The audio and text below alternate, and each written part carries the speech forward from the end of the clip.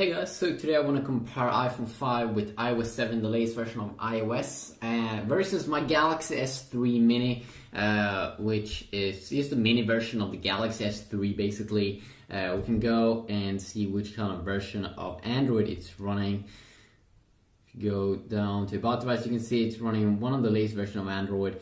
Let's just also do a quick little software update here to check it out. Latest update. So the latest update that you get right now is the Jelly Bean update, and of course that's the latest version of Android at the moment. There's a Android 4.2 version out that comes with some new additions, especially with the sensing device, more toggles and things, and of course the new iOS 7 here on the iPhone. Of course the price is different on these two devices. But usually you will have to pay a little bit more for iPhones, of course, and the main reason because of that is of course because Apple control the whole experience. So overall you can probably get a little bit better experience in apps if you do use a lot of Apple stuff, and also of course you can see here in terms of its design that you get a little bit of a design here. You can also see that I've changed the button here as well. So let's go over iOS 7. Let's go over and check it out. First, we can start off here on the lock screen on both these two devices. You can see first here we can have some quick apps here that we can quickly launch on my S3 Mini. We do have the same thing here. One app that we can quickly launch here in iOS 7. And that is the camera that you can see down here at the bottom. You swipe it up, and Apple have focused on that because usually it's the camera that you quickly want to access when you see something cool, see something funny or whatever. Usually that's what you want to do. So they updated the camera app as well. A square mode here, which is probably Instagram mode. A panorama mode when you want to take long pictures like this. If you go and continue on here, video mode, HDR video mode, also that you can enable if you touch here at the top. You see here we do have some problems here because this is some early iOS 7 software that probably will be fixed in the future versions.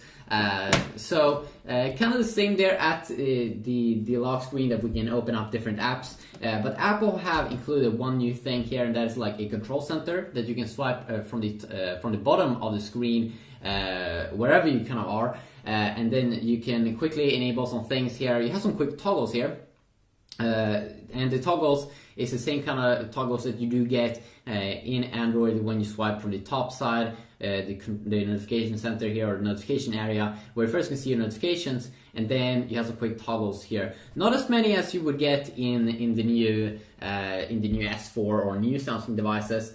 But still some of the most important ones like Wi-Fi we have on both.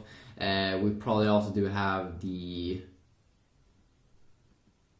mobile data, like airplane mode. We have the GPS mode probably also. We don't have the GPS mode here. We have the Bluetooth mode, airplane mode, do not disturb mode, which I think, yes, we do have blocking mode, do not disturb, kind of the same here.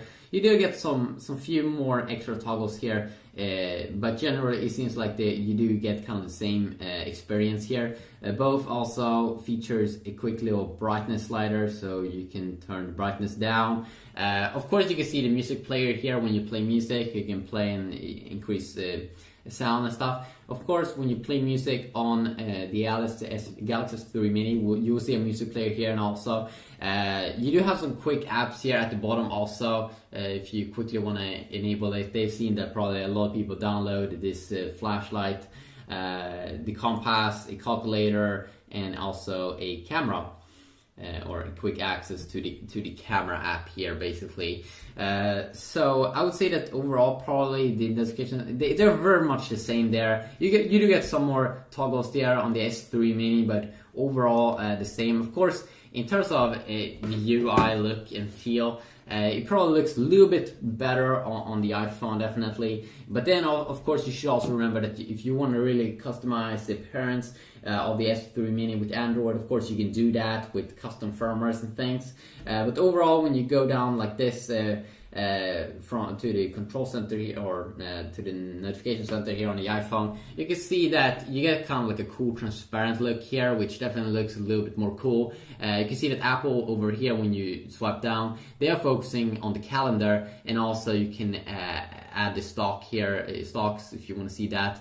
I'm not sure where notifications will pop up on the iPhone, but I assume that it will pop up here, over here, when you get stuff. So of course that is very, very nice. And also, I think the search, the way you do search is a little bit better here on the iPhone. Before they had, so when you go to the page here to the left side, you do a search. And of course on the S3 Mini here, you have to tap here on search. But then it won't search your apps. I'm not really sure it will search online though, but if you want to search for apps or anything you have on your phone, like music, music songs or anything, right now with the iOS 7, you swipe down like this, and then you type in something here. Let's type in SP. You can see first we get songs and stuff that I do have on my device, but then we also see the applications. So it's really nice search integration there, which I'm not really sure how you get that. I don't think you can get that kind of same experience here. Maybe with some app, but not just built-in and integrated that cool. You can, let's see here. I'm not really sure why there aren't a good way to search for everything that you have on your phone in Android over here.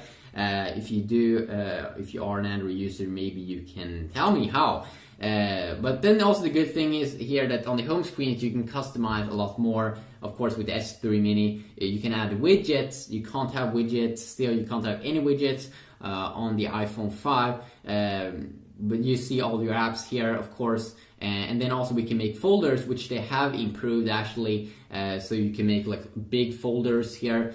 So if you really want to not have that many apps up here, you can actually hide them in folders. But here you can't have like a clean experience if you don't want to have any icons or anything. You can't kind of have that experience on the iPhone. And of course you can also change the UI completely with different launchers. So when you go back here from maybe, let's say, the app drawer, you can completely change how the UI look like with launchers like Apex Launcher, Nova Launcher in the Play Store if you download them and install them. Also, the multitasking way, you double tap on the iPhone and you hold in on the S3 Mini. You can see here that on the iPhone you will do some swiping here, swiping left to right, and then to remove an app, to close it, you swipe up. You can't swipe down. There's no, and then on the S3 Mini here we use swipe either left or right to close things down. And we do have one cool button here where if you tap on it, it will close everything that you have open up. So extremely useful if you want to use close everything. So that is pretty nice. Of course you have voice assistant also in both these two devices. You still have Siri on the iPhone, so you just hold in here. Set alarm at 5 p.m. And of course Siri can do a ton of things like open apps, set your alarm, as you can see over here. And usually also sometimes in my Galaxy devices I do say like when I want to set an alarm, I usually do it with the voice assistant because I think that it feels like it is much quicker than just going into the alarm app and then you setting the alarm. So I just go like this. Set alarm at 5 p.m.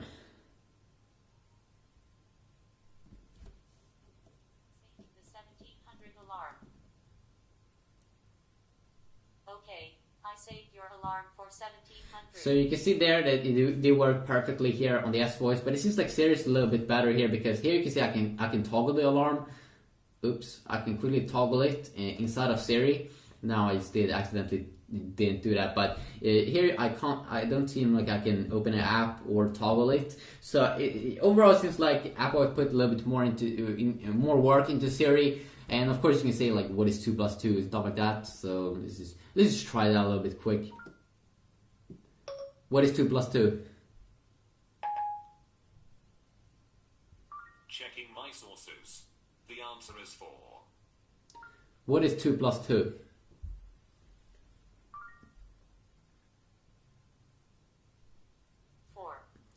So you can see here that Apple is taking advantage of Wolfram Alpha. So when I said what is 2 plus 2, you first see the answer is 4, but then you get a ton of more information here that you might find extremely useful.